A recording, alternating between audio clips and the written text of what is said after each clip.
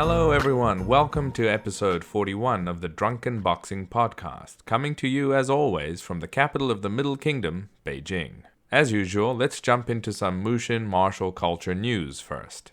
As I have been busy with a few other projects, I have not released a new episode of the story of Baguazhang just yet. But there will be new episodes coming in the next few weeks. Well, that gives you some time to catch up with the first episodes 1 to 5 that I have released in the meantime. I have been doing a few trips for some later episodes on Baguazhang, including a trip to Dong Haichuan's original gravesite, his subsequent gravesite, and some other interesting places. So that's more for you to look forward to.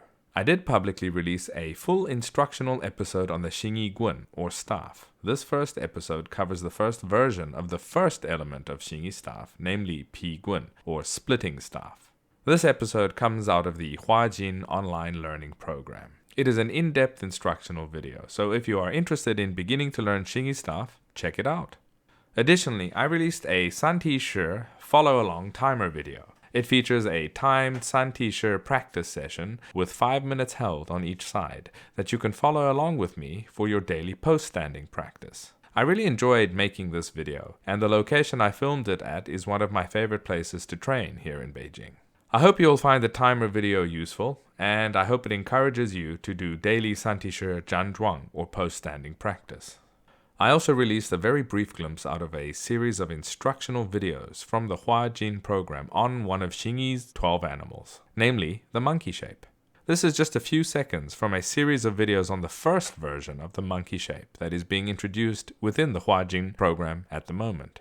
Alright, as always, another way you can support this podcast and my endeavors in general is by buying some of the merchandise I offer in Teespring. There are quite a few items, from t-shirts to hoodies, posters, and even coffee mugs. The Shanxi Showdown t-shirt that I made last month has been very popular, and I'll be releasing a hoodie version of it in the near future for the winter season. The store can be found on Teespring at the link listed in the show notes. And another way to support my work is through Patreon. There are general support tiers through which you can do just that, and any and all support is highly appreciated. I have added a new Discord server for the Hangout sessions for the Anjin members, and the Huajin members have a dedicated Discord server where they can interact and discuss their training. If you're interested in that, that's something new and something to look into. Additionally, there's also a third tier, the Huajin tier, in which you can study the arts of Xingyi Quan and Baguazhang in depth. There is already a vast library of released lesson videos for both Xingyi Quan and Liang-style Baguazhang, as well as their related Neigong and other practices. So if you are interested in learning these arts, give the course a try. The Patreon site may be found at patreon.com/Mushin Martial Culture. That's Mushin Martial Culture, all one word. Okay, let's get into today's podcast. My honored guest today is Sharif Bey. Sharif Bey is a lifelong martial artist who began studying the arts at the age of 5. He is a disciple of Grandmaster Frank Yi Chi of the Tang Fong, Yuen Ling lineage of Hungar Kung Fu, and serves as the world vice chairman of Yi's Hungar International Kung Fu Association. He operates the Upstate New York Headquarters for the association, located in Syracuse, New York. I had a great time chatting to Sharif, and he has led a life dedicated to his art and his community, which is worthy of both praise and imitation. His website is kungfusyracuse.com. You can find the link in the show description. But without further ado, I give you Sharif Bey. Welcome to the Drunken Boxing Podcast, Sharif Anael-Bey. I'm very honored to have you on today. Oh, I'm honored to be present. Thank you so much for the invite. Oh, the pleasure's all mine. We've known each other on Facebook virtually for a while now. We've got quite a few mutual friends, but we've never actually sat and had a discussion. So I'm glad that we've gotten this chance to do this. So welcome. Absolutely. You're currently in New York, am I right? Yes, I'm in upstate New York. I was born out west in Long Beach, California, and grew up in New York City. Oh, wow. Yeah, it was from one side of the states all the way to the other. So, yeah. Absolutely. Well, that being said, maybe you could introduce your background, give us a little bit about your history, etc. Sure. Just in general or martial arts wise? Well, in general and martial arts wise. Okay, sure. Like I said, I was born out west. California, and moved to live with my father at age 4. Okay. And at age 4, he took me to watch a martial arts demonstration, and I just fell in love. So for my 5th birthday, he bought me martial arts lessons. Oh, nice. So that literally set me on my life path. Do you remember what you saw then? Who it was or Oh, what yeah, it was? yeah. Absolutely. It was Taekwondo. Okay. Yeah, very common back in the day. It was everywhere, right? Very popular. Yes, absolutely. So Yeah, so was that your start? that was my start. Yeah, my start was Taekwondo at age 5, and then around age 11, I remember reading up, of course, Bruce Lee and whatever, and I remember reading up, just kind of like following whatever I could about Bruce Lee, about his background, his training, and I read about, him starting with Wing Chun. Right. And so it's kind of interesting. I saved up my pennies and saved up money, allowance, and sent money. I actually sent them cash in an envelope to O'Hara Publications to pick up the book that they had on Wing Chun that was by one of Bruce Lee's friends and students, James Yuen Ling. Right, James Lee. Yeah, and so I remember when the book came in, and they came in with a letter, and it said, well, we're sorry that the book that you ordered is back ordered. We're going to send you a copy, but we're sending you a complimentary book to enjoy while you wait for this one. Oh, that's really and it was nice. Buck Sam Kong. But here's the interesting thing. It was Buck Sam Kong's book on Hungar. Oh, I was actually going to mention him because he is out west, right? Yes, yeah. Yeah. So I got that book, and I'm like, this is not what I was looking for. It's not what I wanted. Yeah. But then a few years later, Kung Fu Theater starts, Channel 5 in New York City. Okay. So now what am I watching? I'm watching all the Shaw Brothers movies and Lau Kai-leung movies. And what am I seeing? Hungar. And so now I'm like, oh my God, that's what that is. Awesome. So martial arts found me, and then Hungar found me. So it was kind of like destiny. I mean, you might think about it in that way because, I mean, you thought you wanted to get a book on Wing Chun. Destiny had other plans for you, and then you kind of came full circle. That's literally what happened. Awesome. So were you still doing Taekwondo at that time? Yes. I was doing Taekwondo. And it was at that time it was informal. And then later I ran into a friend, who had trained under Hawkins Chun. So I did a little Wing Chun with him informally. And, and then was, just kind of learning self-taught via Buck Sam Kong's book, and 2 books, his book on Tiger Crane and the first book. And in 1989, no, I take that back. 86, I ran into a man named Conrad Puello. Okay. And Conrad Puello was training Hungar, and I was learning from him. And his Sifu was Master Frank, Grandmaster Frank Yi. Right. And so, and so I later sought him out. And, because Conrad had long distanced himself from the association. Okay.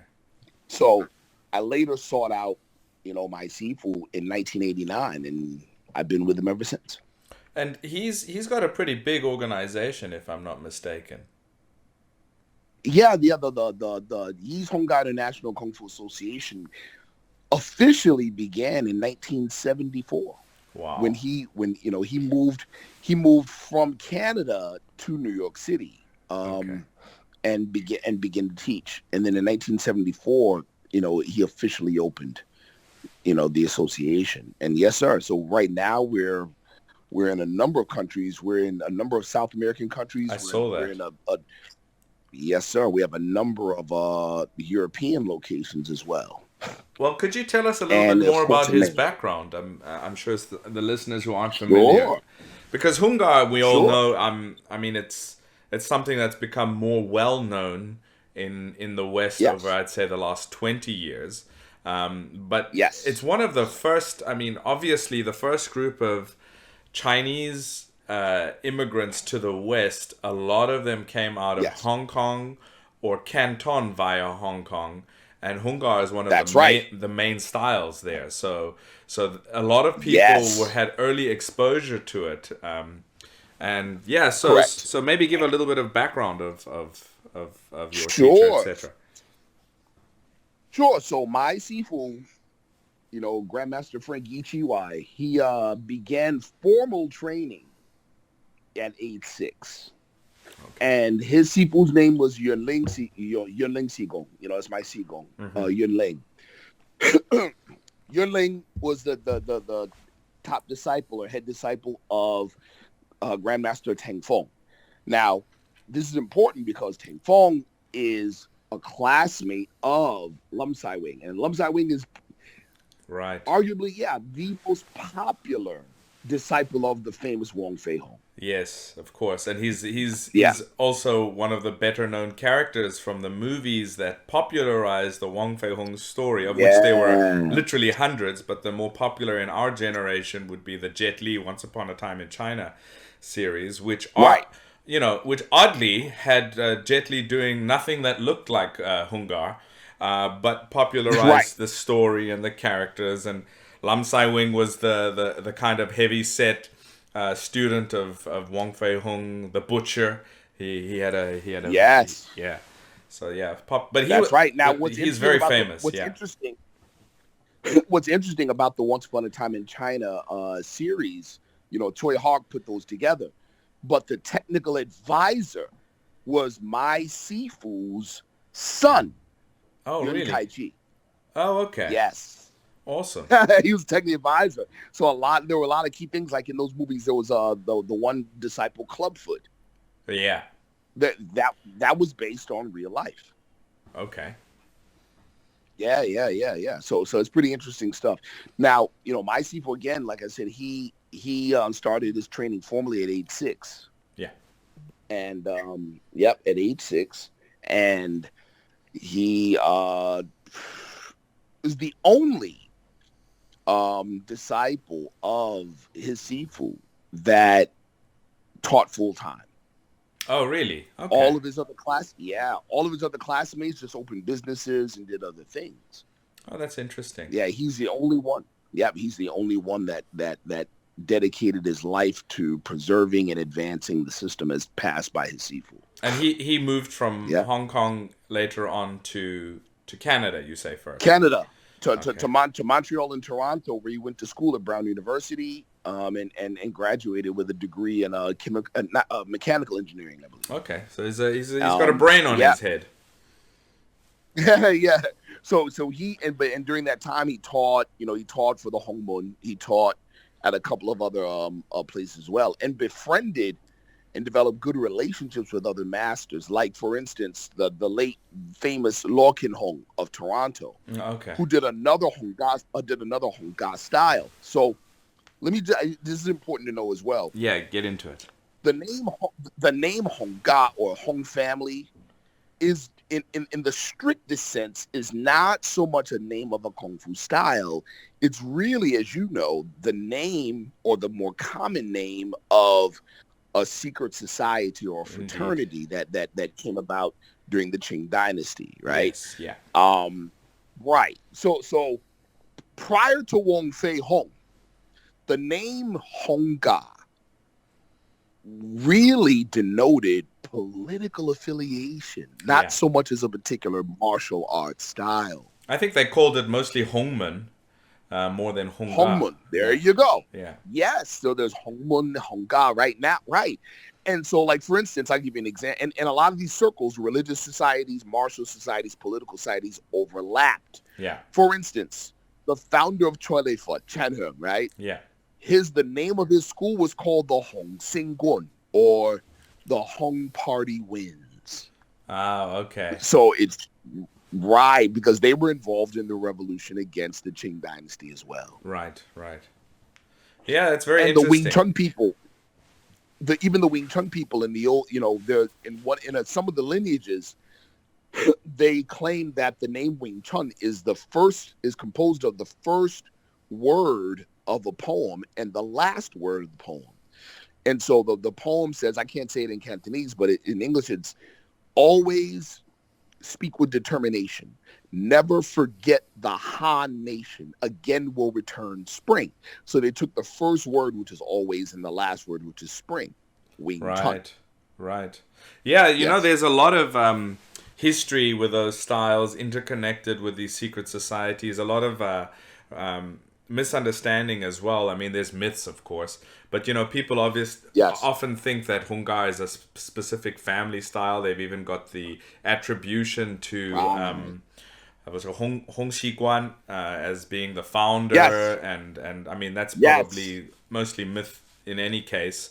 And the name Hong may be correct. But what's interesting is you mentioned this Hong idea, which actually a lot of different styles were involved in. It didn't denote a style, as you said, it was an association. I remember even Pak Mei people, they used to have, when they were hiding, they were involved, they would identify each other with these sayings that one would say the one part of something, and if the answer was the other part, they'd know. And I remember the one was something like, "While your face is very pale," and the answer to that, to be correct, so they identify one each other, was yes, but my heart is Hong, my heart is red, but it also refers to red. That's right. Yeah, refers to Hong. Yeah, that's a play on word. That's a fact. Yes. Like even, a lot of those codes are still exist in the names of some of the techniques. Oh, really? So, yes. Even our salute, with the fist in the palm. Yeah. Right? So, of course, in the general sense, people are like, oh, well, you have the palm covering the fist, so it means peaceful, or you're being courteous, or, okay. In the Hungar tradition, it is the fist is the hand sign for the character the character sun, right? And the palm is the hand sign for the character or moon. Yeah. And as you already know, you put sun and moon together, you have Ming. Exactly. Right. Yeah, the rejuvenation of the Ming overthrowing of the Qing. Yes. Fan Qing Fuk Ming. Right. Exactly. So now up until now, what makes Wong Fei Hong what makes Wong Fei Hong important is this: prior to Wong Fei Hong, you had people involved in the revolution, and they had different skill sets, military skill sets. Whatever they taught as a body of work was called Hong Kun, or Hong's fist, Hong family fist. Right. So what Wong Fei Hong did was that he took the 3 top Hungar styles of his day and combined them. Yeah. He combined his father's Gong Fu with Tikkusam, Tikkusam's disciple Lam Fuk Sing, who taught the iron wire form. And then he learned from his father Sifu. Okay. And he combined their work together. And so what he formed is now called Orthodox Hungar, but it's also called New Hungar. Oh, that's interesting. And it was because even though it's considered Orthodox, it's new. It was put together later. So it was from him on, where the name Hungar was associated with a specific style. But if you go to the mainland now and you go to Fujian, there's many different Hongkun styles or Hungar styles, right, that are not connected to Wong Fei Hong. Yeah, I've read quite a lot about him, and actually he's seen as quite a revolutionary in terms of his mind with regards to the style. He really was forward thinking. People like to pretend that it's unchanged or nobody ever it's been handed down. But he was actually one of the main people that was responsible for putting together the style as it exists today, and he was quite intelligent with it. So yeah. And it's something a number of years ago that my Sifu made. He was the first to make it public, Mm. right? They were on his Wong Fei Hong's altar where he had ancestral tablets. There was a tablet dedicated to the white crane system, showing that he had a connection to the white crane style as well. Okay. Yeah, but I Yes, mean, one of the five animals with Hungar is the crane. So, that's a fact. That's right.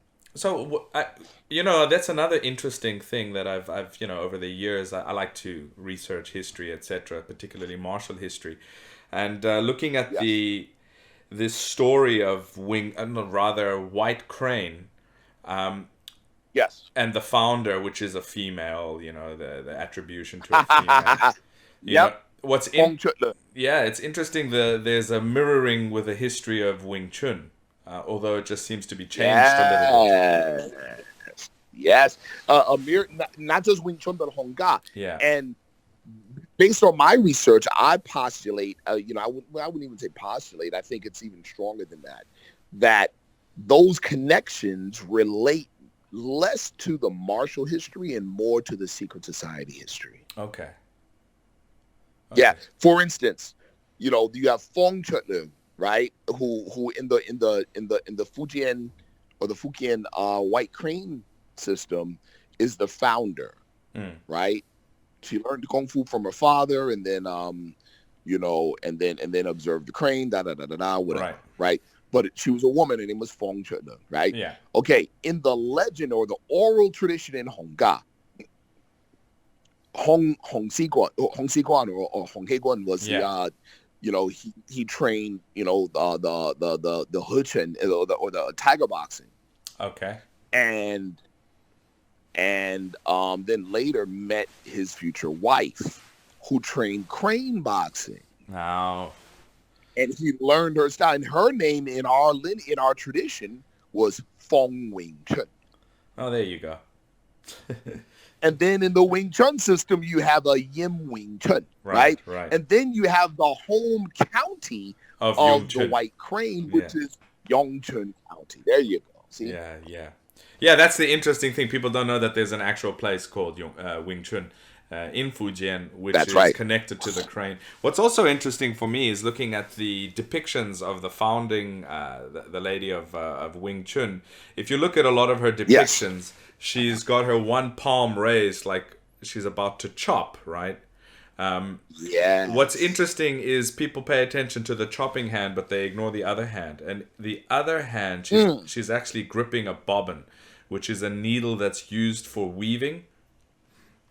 And now that bobbin, I've got a very close friend who's been involved in the rather, what should we say, covert older methods of Chinese assassination and covert people that worked underground, right? And we're talking about through many older generations. He's quite a heavy researcher in it. And the bobbin is actually quite an important hidden weapon. It's got needles on it. They would use it because, and also women would be the primary people that would do this work because they could get into places that men couldn't get into. And taking in tools like bobbins with needles on it is going to be so much easier, especially for a woman, than a man coming in with a sword or a dagger or something. So there is a connection to that piece of equipment, which is quite interesting. So it ties all the whole secret society thing together as well. Yes, it does. Yes, it does. Yeah, so yes, it does. Yes, there's a lot. See, there's a lot of rewarding research when you look in the secret society direction. Just, you know, the problem with that, of course, is, you know, the direct descendants of the secret societies are now, Chinese underworld, is, with the exception of Taiwan. Yeah, it's Chinese underworld. So, they became basically what you're. A lot of the traditions are still carried forward within the triads and their societies and even their initiation rituals, etc. So correct. Yeah. Like literally the legend of Sha, as you know, I'm sure. The whole legend of the Southern Shaolin Temple's destruction is a part of their initiation ceremony. Yeah. It's the central part of their initiation legend. So yeah, absolutely. It's the theme of their pledging to something is with regards to the Southern Temple. So yeah, it's all very interesting. Yes. I have a friend who also did a bit of research on Hungar itself, and the way he talks about today's style of Hungar originated in the Lingnan County.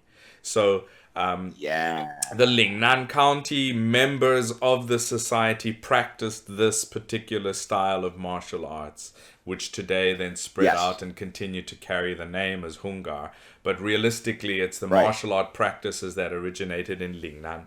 So that's quite interesting too.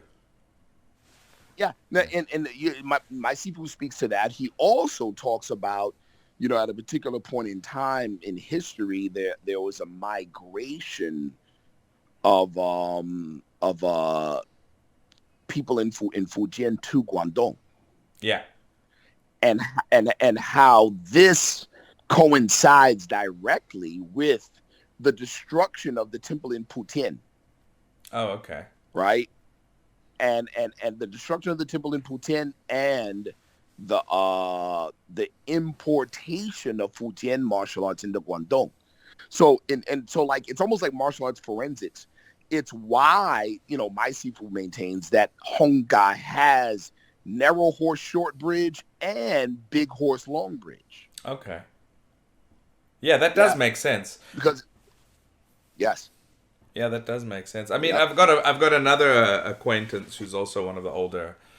He's in Canada, but I won't mention his name. But he also, I've known him for years, and he came out of Hong Kong. He was a Chinwu. Nice. A Chinwu older generation practitioner there. He teaches their system and their style. But I remember discussing history and things with him, and he said, from what he understands, the development of Choi Lai foot. Was actually created. A lot of the methods and tactics were created because now we're talking a little bit more recent history. The popularity of Hungar in Canton and the Guangzhou area was pretty high, and they were trying to challenge this, so they developed techniques that could directly attempt to deal with certain bridging methods that Hungar uses, which is that's pretty accurate. Yeah, it's interesting to hear. That's pretty accurate. My Sifu taught us that, like, for instance, in Chole Fut, you have the piercing fist, which is like the leopard shaped fist. Exactly. So you have what we call ping chop, which is level, and then we have what we call loyam chop, which is inside yin chop. Right. And he said that was designed specifically to avoid touching the bridge of the average Hungar person because, there's such a heavy emphasis on internal power and foundation training in Hungar. Yeah. So that using that technique, you could, ideally avoid contact with the bridge and still get your shot off. Exactly as he explained it. I mean, so that echoes what. Wow. And that was probably, I remember having this discussion with him. It's almost 20 years ago. So yeah, it feels like yesterday, but it was a long time ago. It's all very interesting, the styles, histories, and all of these. I mean, there's obviously a lot of myth. There's a lot of legend that's weaved into it, as is the case with a lot in Chinese society and history and almost any of their practices, even outside of the martial arts. So, but it just makes it such a colorful practice. When you started practicing Hungar, your teacher did he emphasize a lot of the cultural sides of things, etc.? We're very fortunate. We're very fortunate. My Sifu was very generous. So initially he didn't, and many of us coming had already had backgrounds. Okay. And so initially, these were things that were there, of course, and that he insisted on. Certain things in terms of the culture, he insisted on. Right. Right. Other things, he just felt like maybe Westerners aren't that interested. Oh. Yeah. but then later realized like, oh, you know what? They are. Yeah. They do appreciate this. But it took a minute. It took a minute for him to see that, many of us were, and we would stick around for it. I'm sure I'm sure you've experienced this, that nowadays, especially nowadays, many Chinese are more Western than we are in many respects. Oh, that's true. That's true. Yeah. Yeah. So what a lot of martial arts instructors, Chinese martial arts instructors, are realizing is that many times we, non-Chinese have a greater interest. Yeah, I mean, I was actually yesterday. I train when the weather's okay. I go to this Yes. very small village temple that's not far from me. It's about, if you walked, it would take you 35-40 minutes. If you ride a bicycle, Got it. 20, odd. And I will Yeah. go there and train whenever I have time in the courtyard. And yesterday, Yes. it's national holidays here, by the way, so people are at home for Oh. a few days. And I went to the courtyard and I was doing my thing there yesterday, and a local who lives in the area came to read sutras in the courtyard. I mean, that he wanted to come and Nice. do some of that. And he saw me there. I hadn't seen him there before, and he said to me, oh, he also practices a bit of Baji Chuan. So we got into talking about Okay. martial arts, and what he said was quite interesting, and it echoes exactly what you've just said. He said, the young generation today, I'm glad to see that you as a foreigner are still doing this stuff, because the young generation today is not interested in our culture and our history. And that's true. Wow. So, Yes. Yeah, we're fortunate because, my Sifu is big on, it's not just the bare hand combat, but the weapons combat, the history, the philosophy, the etiquette, the medicine, and lion dance. yeah. So many of the Kung Fu schools in the South, when it comes to lion dance, they kind of preserve it because, it brings them a little money, but also then it's a cultural thing. For us, in the way my Sifu taught us, it was a primary way to develop live power and to increase the endurance for combat. Well, that is true, and what's interesting is people. How often do you see people, especially today, will say something like, "Yeah, but how do you use that in a fight?" I mean, that's like throwing the baby out with the bathwater. You're kind of missing it. And I mentioned this before on the podcast with other guests. I mean, I grapple, I do jiu-jitsu as well, and Yes. I'll find almost universally, because I've been doing it for a while. So when you're dealing with guys that are higher belts, brown, black, or even long time black belts, they all start to get physical ailments. They all start to get physical injuries. And what's funny is a lot of them today are like, you know what I'm doing? Hey, I started doing yoga, and it's helping me with my recovery and whatever. And I just giggle because, I'm like, the Chinese figured this out a long time ago. Yeah, so you sitting here telling me, how can you, like, some aspects of our practice, which don't look at first glance that they're directly applicable to a strike or a defensive action, but they're actually doing other aspects of increasing mobility, flexibility, helping you to recover, etc., stretching, blah, blah, blah, strengthening. And you would say, and these guys would say, how do you use that in a fight? Now look at sometimes when they say to me after, oh, I'm doing yoga now, I say to them, yeah, but how do you use the yoga in a fight? And they still don't get what I'm saying. In a fight. Yeah. So That's right. And I'm just saying it like tongue in cheek, but they're like, no, it's good for a recovery. I'm like, yeah, all right. You're speaking to. Okay. I've been doing Chinese martial arts my whole life. So I do get that. Yeah. Right. Yeah. So. Right. So it's interesting that you bring even bringing that up, because now you could say that of course, because you've had authentic training. Yeah. There's a lot of schools. That say they train Chinese martial arts, but they have incomplete training. Yeah. And so a lot of what they're doing is reverse engineered. So they don't really fully understand, what it is. Like I one of the things I strive to do with my students, because my Sifu does a good job of this, is demystify, and also to teach them not just the system, but how to think about the system. Right. How to think about it. So, like, for instance, I was talking to my students last week, and I mentioned this. I said, okay, My school is on the 3rd floor. All right. I need you to push this guy out my window, out of 3rd story window. And they were like, okay. I said, but no, this person just killed your mother. And you could see the change happen. I said, now I want you to sense how you feel right now. I'm like, what would be the difference between you casually pushing somebody out the window and pushing that person who killed your mother out the window? Yeah. And then I said, I want you to note that the thing that makes the physical difference is first and foremost are non-physical things. Exactly. And you can train these non-physical things the same way you train a muscle.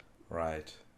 Oh, it is. It is a muscle. I mean, it's just a muscle that we don't have on the physical, but it is a muscle. It makes all the difference. It's a muscle nevertheless, right? And then I say, okay, now look at when you employ those non-physical things, look at what happens to you physiologically. Right. Look at all the processes that take place. Now, what if we could take, let's say there was 5 different processes that took place to effectively toss somebody out the window. Okay.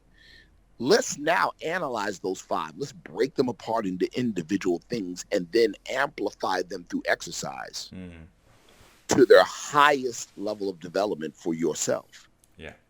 Then let's reintegrate them back into the unit and go right back to square one. Now, this person killed your mother, push him out the window. Yeah, that's very valid, very true. Yes. But what happens with many of us is, we already know, we never complete what we start. So we get lost in the sauce of the isolation of different things. Well, I mean, and it's like, you know what, this one component. Yeah, exactly. Go ahead, I'm sorry. No, I was going to say, you look at people going to gym today. What are they doing? They got their earphones in. So their mind is somewhere else. Yes. And then they're just using, I mean, it's not to say you won't get the benefit. You'll get some benefit, but you probably get more benefit in a more holistic manner if your mind was also connected to whatever action you're doing.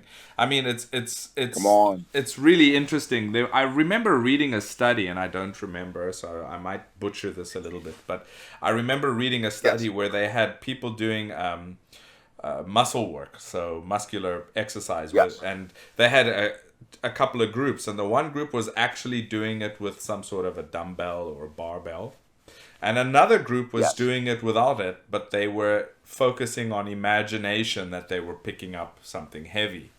And then of course another group was doing it without either of these, and there was actually quite a huge difference between the group that had nothing going on in their head and the group that had something going with the imagination without the equipment. And the ones without the equipment but the right mindset were comparable to the people that were just doing it with the weight. They were getting gains. Isn't that something? Yeah, they were getting gains without actually the equipment. Which there's an actual Western physiological term for that, and I can't recall it at the moment, but it's something about, I forgot, but there's an actual term in Western physiology that describes that process. That when you're visualizing the thing, the action, there is a neuromuscular effect. Yeah. Yeah. And then you look at like classical training, and I'll talk specifically from the styles that I do. For example, Xingyi, which heavily focuses on intent, or what's going on in your head. And I remember when I first started, and my teacher would tell me, like, I'm doing standing, post standing, Zhanzhuang, and he would tell me, all right, your front hand, imagine you're pushing a mountain, right? Like you're pushing a mountain. And you'd sit and think, what's the point of that, you know? And you know, it's always some grand intention that they would try to. They wouldn't say, think that you're pushing a little guy. It always you're pushing a mountain. Your head's in the clouds. It's piercing the sky. Your feet are growing into the ground. You know, keep all of this. There's a tiger facing you. You're standing your ground. I mean, that's another one of them. Imagine he's right there. He's looking at you. You know, you've got to maintain this and hold it. And it makes all the difference. You don't realize it at first, but if you do it correctly, it makes all the difference. So. Well, it's I mean, you must have been a fly on the wall in my class today. Like I was talking with my senior guys, and we were talking about intent-based power. Right. And I actually brought up the Santi training for the Xingyi people. Oh, wow. Yeah, I actually brought that up, and I'm like, listen, we have our own methods. I said, but the general idea is the same. So using the intent allows you to exercise those non-physical muscles. Yeah. Yeah. Yeah. But it And also that's one of does the big something else. It secrets, you does know? something else that is quite interesting. And because we have a lot of both static and moving Nei Gong Gong Fa exercises. And I remember Yes. Yes. the one exercise when I first started learning it, which has got an action of you lifting your two arms up and then putting them down Yes. and lifting. And I remember when I was Yes. with my teacher, he said to me, because we're in Beijing, right? And I was in his Yes. like it's an outside kind of garden area of his residential compound. And when I was doing this, I Yes. remember him telling me, "Okay, imagine you're holding that building over there. Pick that building up." Now I was doing the exercise for quite a while up until he had said that, and then he said, "Now imagine you're Yes. holding that building and pick it up, and then push. When you put it Ooh. down, put it back into the ground." What happened was quite interesting. The second I had the intention of picking up a building, my shoulder joint sunk. My elbows went down. Yep. My waist rolled in. Yep. My legs engaged in a different way than if without this intention. So we could say that Yeah. you're training non-physical muscles, but actually the intention guides the Yes. correct muscles and the alignment and the structure to correct itself in the most Agreed. efficient way. So you're using a non-physical muscle to guide the physical muscles to work correctly. Agreed. Yeah. So yeah. Agreed. Agreed. I agree 100%. We call like what you just mentioned. I mentioned to my students earlier today. I'm like, you know, when you're aligned properly, you're stacking your bones so that gravity works through your bones and not your muscles. Yeah, exactly. Exactly. Yeah, it makes all the difference. It makes all the difference in the world. And this is kind of something that's universal in Chinese martial arts, I would say. Look, I don't want to just limit it to Chinese martial arts because my exposure to other classical martial arts, it does exist. So I think the key point Yes. between these styles is not simply geography. It's not internal or external, which I hate that term. It's just refinement Right. or non-refinement. If you're doing it in a more refined manner, you're going to have these things. Doesn't matter the art. That's a fact. I agree 100%. I was telling one of my students that a couple of days ago. I was like, yeah, we don't even my seafood was like, we don't do that internal art versus external art thing. We don't speak of it that way. Yeah, yeah. You know, yeah, we don't speak of it that way. So getting back to your teacher, Yes, sir. your teacher, when you Yes. first started training with him, where was he teaching and what was that like? 145 Grand Street, right in the heart of Chinatown. Okay. And then, yeah. I remember the training was, it was just very simple. He was definitely, I'll put it like this. At that time, he expected you to be a self-starter. Mm-hmm. He expected you to be a self-starter. At that time, he was just like, hey, I'm teaching, I'll offer it. You work on it, great. If you don't, so what? Yeah. In later years, he really became like, listen, I'm gonna,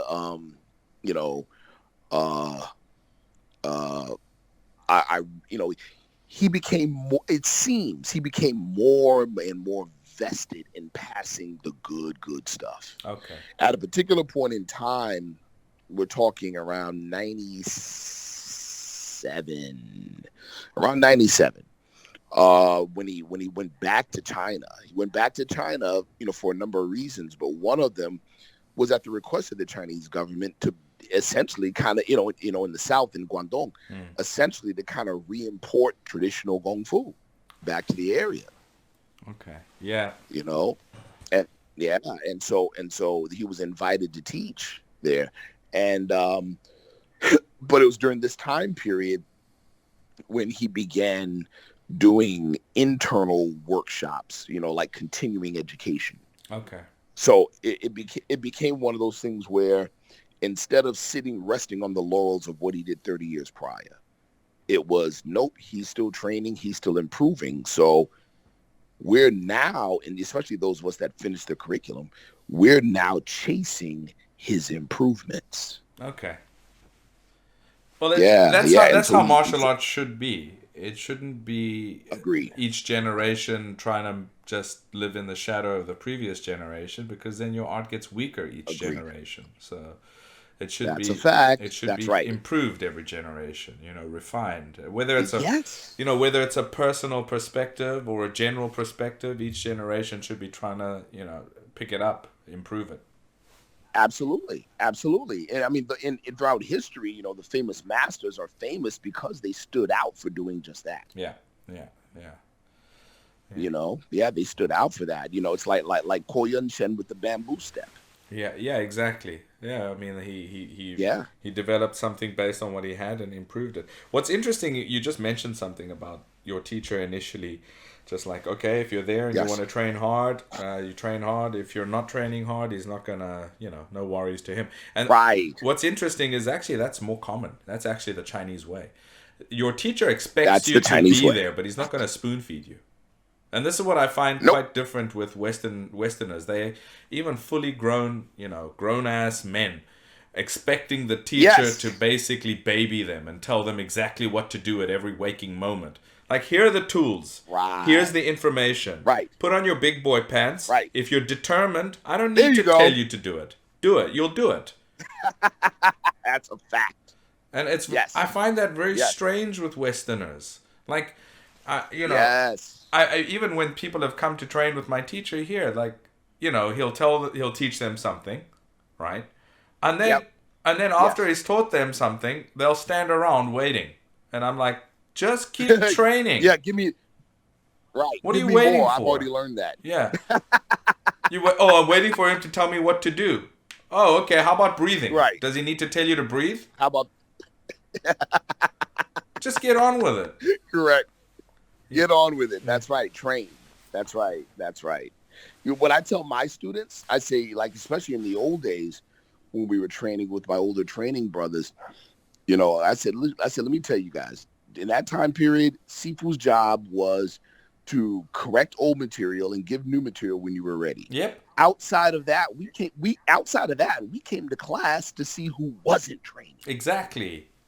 And that's what he's looking at. You think he's not looking at that, but he's taking Right. mental notes of everything. Who's there, who's wasting correct. time, who's not there, Yep. what you're doing, have you listened to the previous instruction, are you fixing it, Right. And then if he thinks you're That's ready a and fact. it's time, he'll teach you something. But if you're at training, He'll teach them. if you're at training and you're waiting for him to teach you something every session, yeah, this is not McDonald's drive-through, That's right.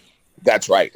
Just get on with the training and he'll teach it to you. And he's watching. Don't think he's not watching. He knows everything you're doing. Don't think he's not Yeah. watching. Yes.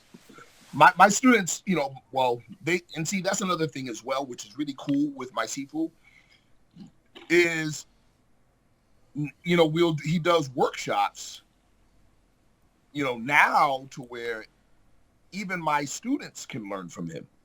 Right. So he'll do junior level workshops. He'll do senior level workshops. Then he'll do medicine workshops Okay. for everybody. So it's really cool for my students. They get an opportunity to see the art from the perspective of me as their Sifu and my Sifu as well. Yeah. Yeah. And there's going to be differences, of course. There's going to be a lot of similarities, but you've all got your own perspectives and nuances as well. So, yeah. There you go. And then I still remind them, I'm like, listen, you guys are getting my perspective. You're getting my perspective, right? Yeah. But you also have the opportunity to get my Sifu's perspective. Now, you're still not complete. When you've trained yourself and you've grown up to now you have your own perspective. That's how you give back. Yeah.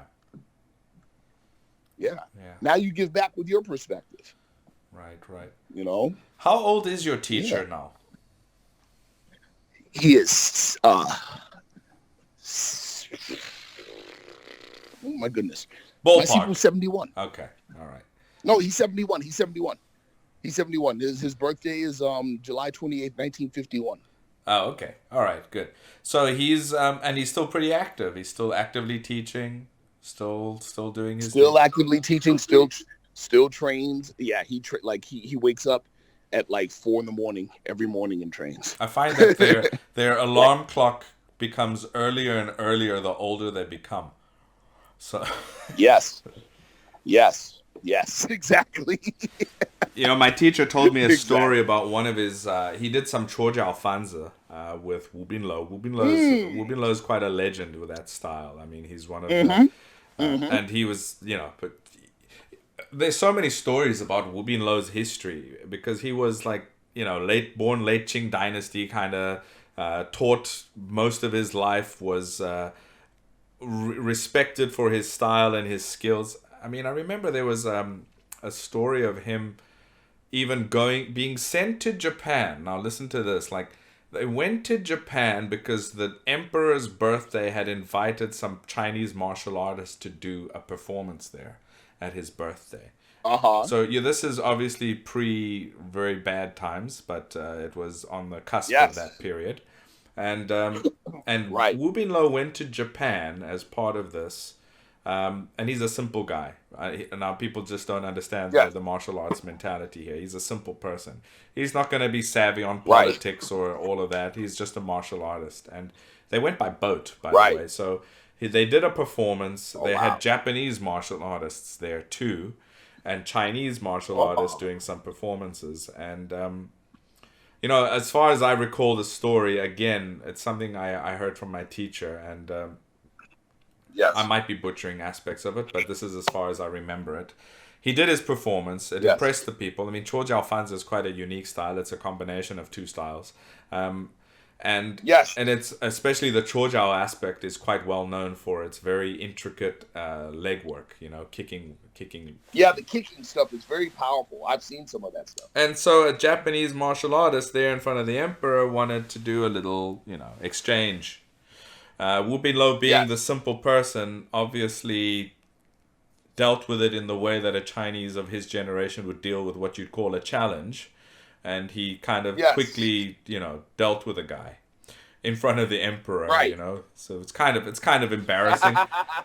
But what happened apparently was they asked him to stay and teach, and he was like, "No, I'm going home." And he was like, that too, no etiquette, no nothing. He just got back on the boat and went back home, right? So, but why I mentioned him was while my teacher was teaching with him. Now, he used to teach in the front portion of the courtyard of the Forbidden City. Back in the day, you could. So there was that was where he would teach, and my teacher would ride his bicycle through. Now, Wu Binlo and my teacher's main Shifu, his Xingyi Shifu, were very good friends. So that was how the introduction was made. And, he went through and used to ride his bicycle before work or and arrive and train there. And he noticed that every time he'd get there, the teacher was already there and was basically had finished his own training. And it was very early. And I'm mentioning this because of what you said about your teacher. And so my teacher decided, you know what? He's going to get there before the teacher. So he got up before the sun came up, got on his bicycle. It's not close to the Forbidden City. Rode there, arrived there. The sun still hadn't come up. And my teacher thought he was there first. But then he heard noises. And in the dark, he saw his teacher was there training. I mean, Wu Binlo had a couple of wives who passed away, from illness or other, back in those days, other reasons quite early. So he was a widow or a widower, which is the correct term. Anyway, widower. Yeah, so he had nothing in his life to do except train. So he would sleep really early and get up really early, and that was it. So it's similar to what you're saying about your teacher. That sounds like my Sifu. That sounds like him. It sure does. Yeah. Like I said before, he's the only one of his classmates that taught Kung Fu. Right. And so he, basically swore, on the Sifu's deathbed that he would pass the art. Right. And he stayed true to that. Like this is literally his life's work. Yeah. I mean, that is it. Have you been to Guangdong? I have not yet been to Guangdong. I am, my Sifu's, my life has been pretty busy. Yeah. There's been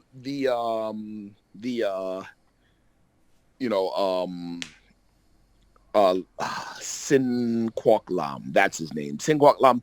He helped put together the World Hongkong Association. Oh, I've heard of it. And right. And so my Sifu, of course, is a part of it. And we're late. The Hungar families are late in putting together like federations and things like that. Very late. And so they've done a number of tournaments that we participated in. And I had a number of students, win gold from my school at those tournaments. And, I wasn't present. And so my Sifu kind of rides me about it. Like, people are looking for you and you weren't there. Well, look, when China opens up eventually, you should make a trip out. I think you'd enjoy going to that part of the world. I've been to Foshan as well a few times, and I've gone to Wong Fei Hung's old place, which is ironically right next to Yip Man's old place. Yip Man's old place. They're right next to each other. Yes. So right next to each other. I've seen lion dancing stuff that they were doing there, etc. It's a nice trip. You should make your way out there someday. That's definitely the plan when China opens up. That is definitely the plan. Now, I want to ask you a little bit about the Lam Sai Wing's teaching. Now, your teachers came down in one line. How similar? How different? What's become their own personal thing? Yeah. Good question. First and foremost, we're all one family. Yeah. Hungar is Hungar. It's only in very recent time with specific instructors do you have people kind of presuming or pushing this, Tang Fong is different than Lam Sai Wing, right? Yeah, it's all Hungar. We're all one family. Yeah. Right? Now, what you have, and I'm sure you've dealt with this before, right? You'll have two classmates learning from the same Sifu. Oh, yeah. But they're different body types and different temperaments. Totally. Yeah. So their personal preferences when they later teach students become stylistic differences. Right. So that kind of happens. So like, for instance, Lam Sai Wing, he was a pork butcher by trade, big guy, relatively speaking. Yeah. Right? Stocky. Tang Fong and his brother Tang Fong and his brother Xingyi were little skinny guys that like to fight foreigners. Yeah. See? So what did you have? Lam Sai Wing, one of the things that you could see with a lot of the Lam Sai Wing lines is that they play certain movements tighter. Why? He was a bigger guy. Yeah. And the Tang Fong lines, they play a lot of the movements bigger because he was a smaller guy. Right. Yeah, that makes sense. Yeah, that's pretty much it. Have you? It's all the same thing. Yeah. Have you? Go ahead. Have you had? I don't know how much exposure you had with the Lam family in Hong Kong, Lam Chun Fai and the. Yeah. With a number of their people, we're all good friends. We're all good friends. One of my close friends is a disciple of what is this Sifu's name? His Sifu was the top disciple of Li Yat Ming. Li Yat Ming was he is Lam Chun Fai's older training brother. Okay. As a matter of fact, Li Yat Ming was teaching in Lam Zhou School when Lam Chun Fai was born. Oh, wow. So, yeah, those guys are good friends of ours. Now, what's interesting is that because he comes from an older,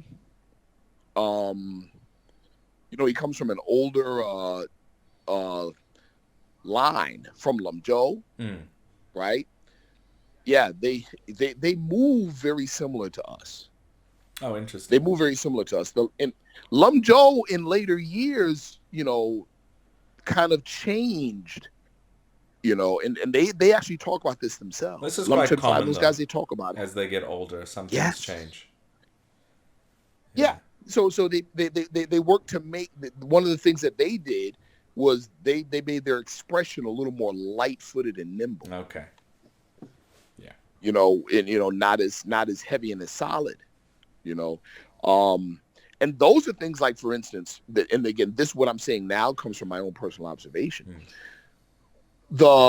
It's kind of like the country bumpkin versus the city slicker thing, Okay. right? So like Hungar on the mainland, Choi Lei Fut on the mainland, even Wing Chun on the mainland is different from the Hong Kong people Yeah. for this very reason. Hong Kong, it's the hustle bustle. You got to learn how to fight fast. Yeah. So a lot of the internal foundation stuff wasn't as focused on by a lot of the Hong Kong people. Now, of course, Hungar is kind of an exception to that because we rely so heavily on it. Right. You see? So, the Trelifut people on the mainland, their movement tends to be a little more solid. Mm-hmm. Yeah, because of, the country bumpkins. Get it? Yeah. I've had experience with, and this is probably, Jesus, it's over 20 years ago. Wow. Anyway, with Chen Changmian. Chen Changmian was a well-known Chole Foot inheritor who then became involved in the sporting movement, of course, in the early days. Yes. He was one of the main guys who helped to compile the first so-called competitive Nanchuan form, which is heavily yes. Choi Lei Foot and Hungar influence. There's a little bit of other stuff in there, but it's predominantly Choi, it's basically Xia, and Hung. Choi Lei Fut and Tiger Crane. Yeah. So I knew him personally. Right. I knew his son. I remember the first time, and this was 20 something years ago when I went to see him. And I had asked him to teach me back then. That's why I went to go see him. But he merely pointed to his sword, which was hanging on an altar, like in front of an altar in his apartment. And he said, "You see my sword?" I said, "Yeah." He said, "You see it's in its sheath?" I said, "Yep." He said, I'm done teaching." So he doesn't. Oh, wow. He didn't teach already from back then. He said he was done with Wow. it. But he's an interesting person as well. So yeah, and you can see differences between Hong Kong's line, because I'd interacted with some of his students, very good teachers, some of them. Yes. Compared to Yes. the Hong Kong lineages, there's subtle differences that you pick up. So yeah. Yeah. So now back on the whole thing between Tang Fong and Lam Sai Wing, right? Tang Fong was a minimalist. Okay. He was a minimalist. His whole thing was quality, and so especially in our particular line, we have 4 handsets and that's it. Oh, okay. As far as bare handsets, that's it. 4 handsets. Now Lam Sai Wing, before he met Wong Fei Hong, had already had 6 sifus. Oh. Yeah, he was an expert before he even met Wong Fei Hong. Wow. Yeah. See? Yeah. So they have a lot more they tend to have a lot more material. And then his nephew, Lam Zhou was even more of a maverick than Lam Sai Wing. Yeah, that's what I've heard. Lam Zhou had a lot of martial arts friends from different styles. One of his best friends was Kantak Hoya, the Tai Sing Pekwa system, of the monkey style. Right. That's one of his best friends. Matter of fact, many of the Lam Sai Wing lines through Lam Zhou, their saber, their broadsword set is the Pekwa Do. Yeah, I've seen that. I've seen them practice Pekwa Dao or Pekwa Dao directly. Yeah, straight up. They call it that. Yeah, that's right. Yeah. That's right. Yeah. That's right. Very That's interesting. right. So that came from them, and then he was a friend of, I forgot the guy's name, but he was a 7-star Mantis guy. So they adopted their foundation, the 7-star Mantis foundation set, Bungbo, or the crushing step. Yeah. And so much so that my good friend, who I said is from the Lei Ming lineage, if you want to learn Bungbo from him, he'll say you want to learn the Hungar version or the Mantis version. That's very interesting. Wow. Yeah, because it's so common and it's so commonplace in some of the lines that come from Lam Sai Wing through Lam Zhou. Yeah, you mentioned 4 forms. What are your core forms? I mean, do you start with the Gongzi or the what do you call it? Yes. As is common, right? Now, and that's interesting too. Again, and this is our perspective. We're not saying it, that we're right or wrong, but one of the ways are, and I'm sure you can appreciate this coming from Xingyi. Our foundation, the internal development, all the neigong is built into the forms. Right. So, you've got like, okay, some of the lines, some of the Hungar lines, have other minor sets. So they'll practice the Lao Gakun, the Lao family. Yeah, that's set. interesting. They'll practice, I'll give you a little history on that too. So they have the Lao family fist set. They'll have the bongbo, the mantis, the crushing step. So they'll train those sometimes. Some schools will train those before they even begin gongji. Gongji carries the foundation to train the Hungar engine. Okay, yeah. So if you got it, so if you get it, so in our, again, this is our opinion. It's just our opinion. You got a guy that they both start at the same time. One guy is learning gongji. The other guy learns all these other sets and then later begins gongji after the end of 2 years, who has a stronger foundation. Right, I see what you mean. See? Yeah, well, it's similar to the structure of Xingyi Quan, where the mother fists are the foundation with those core things. Yeah. And everything is a result of that foundation. Yeah. That's literally how our style is designed. Gongji is the foundation. You have gongji for Fukun, and then you have the Fu Hawk Sungying or the Tiger Crane set. Then you have the 5 animal set, and then the last set is the iron wire form. The iron wire form is like, and I'm oversimplifying, of course, but it's like Gongji 5.0. Right. So it's literally like the Ouroboros. It's like the end of the beginning. You see what I'm saying? Yeah, makes sense. It definitely makes sense. Yes. That's the other interesting thing. Whenever I hear people go too far into this internal external classification, and they'll say things, the northern styles, there's internal, the southern don't have. I said, have you seen iron wire? If you can't see the same thing in there as what you're so-called purporting to be internal in the northern, then you don't actually have a definition that is worth anything. There you go. Yeah. There you go. I have a lot of friends that train Bagua, that train Yin style Bagua. Yeah. And of course, they're very heavy on internal training. And early on, just exchanging and playing around, they're like, "Oh, you guys are really internal." Oh, for sure. Yeah, it's all there. It's all there. Yeah. So yeah. That classification, as mentioned earlier, it's just misleading if you look at it too superficial, or even if you use it like that. So yeah, you were gonna mention some history about Laugar.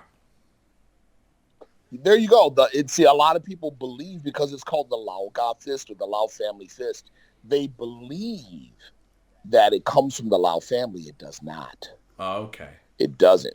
But the Lao family fist set is actually a Mokga or Mo family set. Okay. And what it was that there was a guy that joined Lum Sai Wing School whose family name was Lao. And he introduced the set. Okay, that makes sense now. So his name was Lao. He was teaching what he had learned from what was the Mokgar. Yeah. And the name just stuck because of the person who brought it in. That's it. Yep, that's it. And what is that? What would you consider that particular practice in the bigger picture of Hungar? Well, again, there's what we call like our pillar forms, which are the 4 I mentioned. Yeah. And then, there's been some what we will call minor sets. So there's a number of sets, like, for instance, those 2 that I mentioned that were imported in from other styles. Right. And then you have minor sets that were created, but from the mother material, so to speak. Like you have a set called Gaodokken or the 9 special fist. Okay. You have a set that includes some northern elements called it's called the butterfly palm set. Yes. Wudipja. Yeah, I've seen that. Yeah, you have that set. You got the Mandarin we'd say Meiwa or the Moifa set, plum blossom set. Yeah. Yeah. So there's in different lineages. And different sublines will teach different subsets or different shorthand sets or different minor sets. Right. Again, our particular, association, we don't, some of us know some of those sets, but they're not requirements, and they're not a part of our main curriculum. Okay. So your main curriculum, as you Yeah. mentioned, is 4 main hand forms, and obviously there's a bunch of weaponry as well. That's taught. Yeah, we teach. We have six primary. We have six weapon sets. Okay. Actually, I say six. We actually have 8 or 9. Now we have 9 now. We have 9. Okay. Yep. And what would you say Yes. the core weapon of Hungar would be? The pole. Yeah. Yeah. Yeah. Easily the pole. We're well known for pole fighting. Yeah. Our 5th brother 8 diagram pole set. Yeah. So it's the pole. Some people say the pole and the saber. Some people say the pole and the double short knives. Okay. Very interesting. I mean, even the name Bagua is in there. Yes. And then you've got the knives, which people would think, hang on, that's Wing Chun. Misunderstanding aspects of the placement of those swords. Well, going back on that, the Wing Chun oral tradition states that it was a cook on one of the red boats that taught the pole and the knives, and they say that cook was a monk named Chee Si, Yeah. which is, of course, in the Hungar lineage of being the teacher of Hong Si Quan. Right. Yeah. Well, the boat is the point that people actually should pay attention to, which is quite funny because they seem to miss the boat part. You hit it right on the nose. Yeah. You hit it right on the nose. That's a fact. And again, it goes back to the whole secret society thing. Like you mentioned before about Hong Si Quan, bottom line is we carry on the oral tradition, but we cannot prove that he existed in history as a single individual. Right. It's the same with Xingyi's attribution to Yue Fei as the founder of Xingyi Quan. Right. I mean, realistically, he had nothing to do with the art, But the spirit is there. So if you want to talk about, I mean, I've used this analogy before. If you want to talk about the spirit of Christmas being the Santa Claus tale, we all know that Santa's not bringing you gifts. It's mom and dad. That's right. But the spirit of Santa Claus is what is embodied there and what's important. So these mythical figures have aspects of not just culture, but spirit that you should be understanding. And then the reality of the history in terms of actual factual people is something different. And they're both important, but don't throw the spiritual side. They're both important. Yeah, so. They're both important. That's a fact. Like with, let's take Hong He Guan or Hong Si Quan, right? Yeah. The oral tradition says that he was a tea merchant, which means he was rich. He wasn't poor, right? And after having a run-in with Qing, with Qing officials, he joins the revolution. Yeah. But his original name was not Hong. His original surname was Chu. Now this is in the oral tradition. Right. Well, see, these are, these are keys. Because Chu was the family name of the Ming rulers. Oh, of course. See? So they're tying it together to that escaped infant. Yes. And the continuation of the Ming line. Right. And even in a more general sense, it points to a group of deposed Ming officials, masterminds, etc. Like the real research shows or indicates that that the body of knowledge that was called Hong's Fist wasn't developed by a single individual. It was developed by the best minds of the Ming Dynasty in an attempt to overthrow the Qing Dynasty. Yeah. I don't know how familiar. So I mean, you're very involved in lion dancing for obvious reasons. Yes. And line dancing is arguably the south for me. The southern variation of lion dancing is always the one that I enjoy looking at or watching. It's very exciting. It's very well put together. It's got a very powerful spirit, rhythm, distinct sound, look, etc. compared to the north. Yes. I don't know if you've seen the Taiwanese popular variation of it where they use a green lion. Yes. Yes. And did you notice? Yeah, it's Do you notice the that's difference between the two in terms of what happens to the lion between the standard Southern lion dancing and the one done with a green lion? no, I'm not. I don't know if I'm familiar. Well, they kill the green lion usually. That's interesting. Oh, because Ching. Yeah, it's Ching. Exactly. The Ching. Those are all hidden messages. So Yes, the Ching. Yeah, it's for the same reason that the lion, our version of the lion, in Fatsan or in Hoxan, or the Hoxan, lion eats the lettuce. yeah, We call it the Choi Ching. right. Yeah, same thing. What's How it rips the lettuce apart. yeah, it totally destroys it. Yeah. But what's interesting is Sha Qing Shi, like Sha means to kill, Qing is green. Kill Ching. Yeah. And Shi is a lion, but the same Qing could be for Qing dynasty in terms of a play on the sound, and Shi could be a soldier. So, Yes. So when they kill the green lion, Absolutely. it's just trying to allude to something else, and that still carries forward today. The Qing is gone, but the culture is still there. So it's very interesting. The culture's still there. Yeah. That's right. That's exactly right. Yeah. As soon as you said it, I'm like, oh, they killed the lion. Yeah. Okay, yeah, I get it. Yeah, you said it's it. Sa Ching. Yeah, exactly. Yeah. So how you teach lion dancing? How open to learning are Westerners and people that you've taught?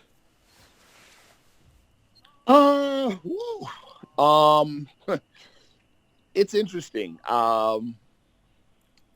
As of late, now my students are interested. They definitely are interested. It's just it's a time issue, Mm-hmm. It's a time issue. Yeah, it's kind of like just with the Kung Fu. Yeah. To really learn it the way it's meant to be done. Yeah. To really learn it the way it's meant to be done, it's physically demanding and mentally demanding. Right. And, even with the music and the lion, so it's like there are times when the music is following the lion, and there's the times where the lion's following the music. Right. So there's a lot of symbiotic development that has to take place. Well, the other side of it is, apart from learning the lion's dancing itself, you have to learn the music and the instrument playing as well. So, yeah. Yes. And with the lion, the lion brings good luck, it brings good fortune, but it does so by what? By driving away bad fortune, or turning, as we would say, poison into medicine, by turning bad situations into good situations. Hence the puzzles that the lion has to solve. Right. Get it? Yeah, exactly. And it has to do it correctly, or else it brings calamity. Right. Well, it's kind of like... what do you call it? The story of Hercules in Western like mythology, that Hercules had to overcome certain tasks. He had those X amount of tests that he had to overcome. Tests. And it's an analogy for life, really. I mean, you can take it literally if you feel like it and watch cartoons made by Disney, or you can understand the deeper meaning of. Basically, life is going to throw shit at you. Now, you can either have the idea to overcome that and turn it into a positive, or you can just be weighed down by it. So, That's right. China, as you're right there. 5,000 years of history being bordered on its northern, western, and southern borders by people twice their size. Yeah. Like, they went through a lot, man. Yeah. Yeah, for sure. Went through a lot. Well, that's why I often say that one of the aspects of Chinese societies, particularly Chinese martial arts, is Chinese martial arts have been a method that the Chinese people use to strengthen their bodies, strengthen their mind, and utilize it in terms of village defense, personal defense, but more importantly, the practice has kept people sane through insurmountable, hell over different generations of chaos, so, and there's a value there for people today. There's a value in there for people today. So, that's a fact. So, yeah. Oh, especially in the very fluid times we live in now. Oh, for sure. For sure. I think if a lot of people had personal martial arts practice over the period of lockdown and all of the nonsense that happened for the last couple of years, they probably would have stayed a lot more centered if they were just had something that could anchor them in daily practice, even on their own, at home, independent, individually. You know, if they had that, I think a lot of people would have been in a better headspace. I tell you, a lot of martial arts schools around the world, especially in the United States, closed down permanently for the COVID thing. Right. But I got to tell you, we did pretty good. Oh, really? Oh, that's good to hear. For that very reason. Right. That you just mentioned. For that very reason, it helped keep people's feet on the ground. Exactly. It grounds you. Yeah. So let's talk a little bit about your school. You're teaching still. Where are you teaching? You know, all of. Yeah, I'm in upstate New York. I'm in Syracuse, New York, near downtown. I teach 5 days a week. I do it full time. Nice. You know, I don't have a ton of students altogether. I probably have about, counting children and adults, I have about 50. Okay. So, yeah, and. I have to be honest. Listen, I'm very proud of them because they work hard and they're vested. And you know, you train traditional Kung Fu. This is not easy. Yeah. It's not easy. They could easily go to an MMA gym and just hit mitts and hit the bag. Right. You know, and roll. They could easily do what a lot of people are doing. Yeah. This is not easy. This is not, I tell them Kung Fu is not just add water. Yeah. You know, it's not. It's assemblies required. Like, this takes longer. Yeah, for sure. You know, but they're invested. They're invested. You know, and so I'm pleased. Well, that's good to hear. They work hard. You know. What about the medicine side of things? Are you involved in that? Absolutely. So especially in our system. You know, the medicine tradition is very strong because of Wong Fei Hong and because of his, his clinic, Bochilam. Yeah. So, yeah. And so he, and then my Sifu, in addition to learning his Sifu's medicine, learned also from Sit Tuk Sing, right? And Sit Tuk Sing was his medicine was so good. His family were the physicians for the last 3 emperors of China.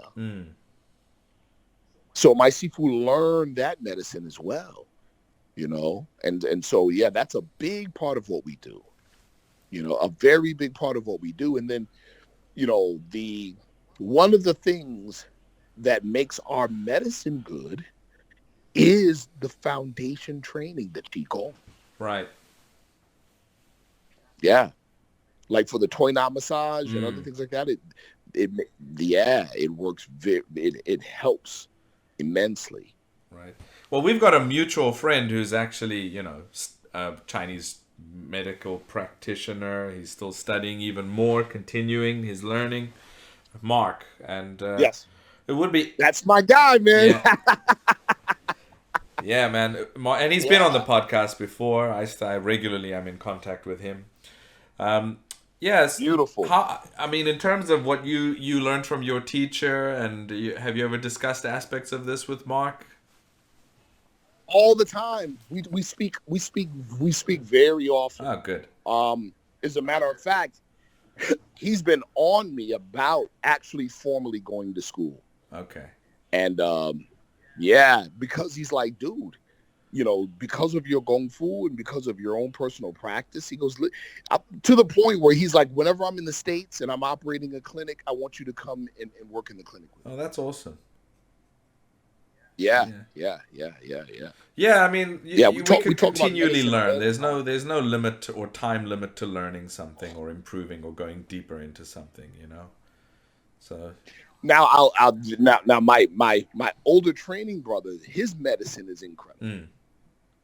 My older training brother, Pedro Cepero Yi, my senior training brother, his medicine is just off the charts. Oh, awesome. You know, and he to the point where at one point a number of hospitals in New Jersey were sending him terminal cancer patients. Oh, really? Okay. Yes. Very interesting. Yeah, his medicine's very good. And where is he? Is he in New York as well? He's right outside of New York, 10 minutes outside of New York in Clifton, New Jersey. That's our U.S. headquarters. Oh, okay. Okay, so that's the headquarters. Okay, interesting. I thought the Chinatown School would have... Is the Chinatown School still in existence? Yes, yeah. My classmate Joseph runs the Chinatown School on Henry Street. Okay. All right, so that's still continuing the legacy of the Chinatown School. So yeah, that's great to hear. That's right. Absolutely. More recently, I remember at some point last year you were trying to get involved in local governance and some political aspects. Well, actually, that's one of my students. One of the things that I do is voter education and civic engagement. But one of my students was a local local government official on the Common Council for 10 years, and he chaired economic development for the entire city. And then this past term made a run for the mayor's seat, but he lost. Okay. Well, there's always got to be a winner, and there's going to be people that don't make it. Is he looking to do it again? Nah, he's done with politics. He's in the private sector now, doing property management, doing great. Okay. He's not going back to politics. All right.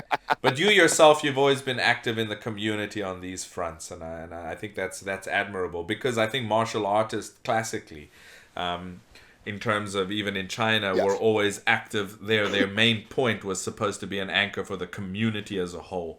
So yeah, you still have that outlook, and you're still doing that. And how have things? The way my go ahead, tell us about that. No, the way my Sifu, just where to serve, where to serve people. You know what I mean? Yeah. It's really uplifting fallen humanity. It's service to humanity. Right.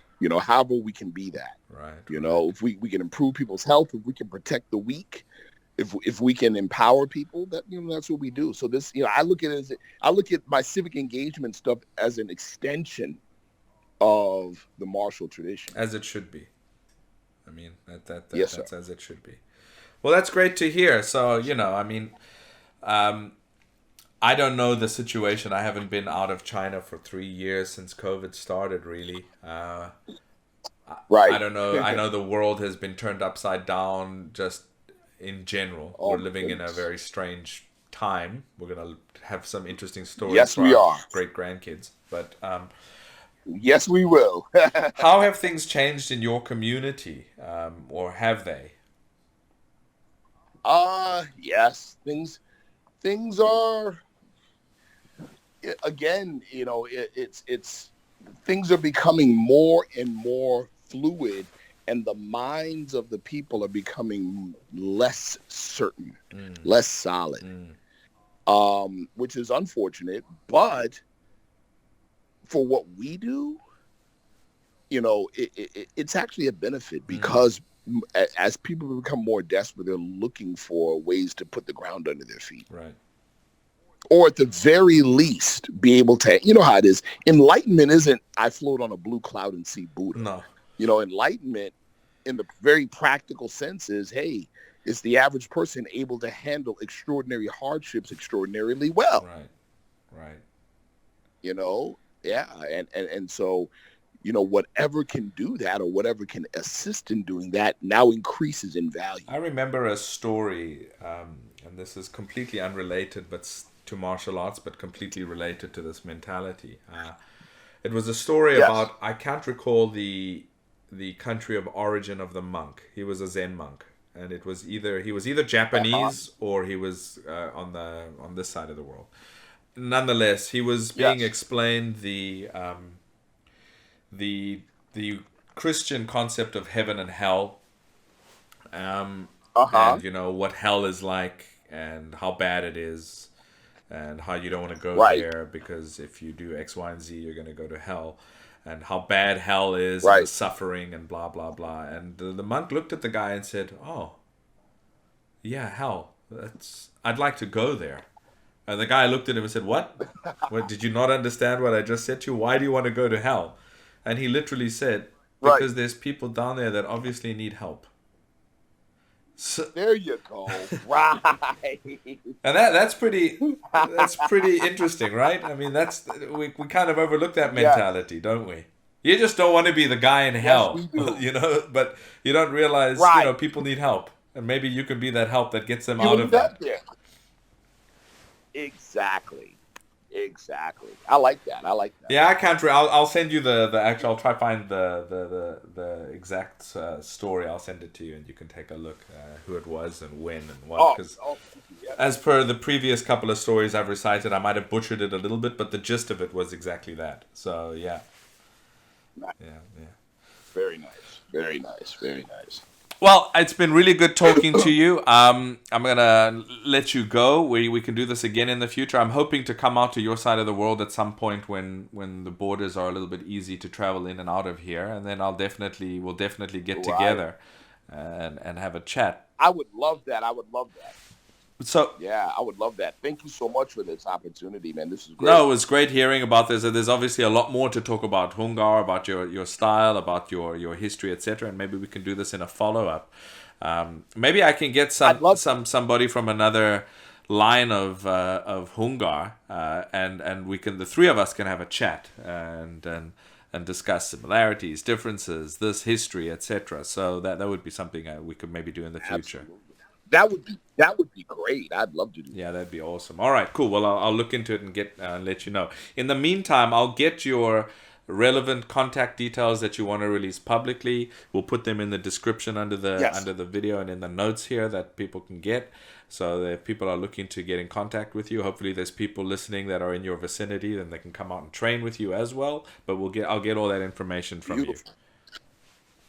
Outstanding, man. Thank you so much. All right, man. Well, it's been great. Nice chatting to you. You keep well, and we'll be in touch. Likewise, sir. You do the same. All right. Have a good day. Bye-bye for now. Okay. Take care.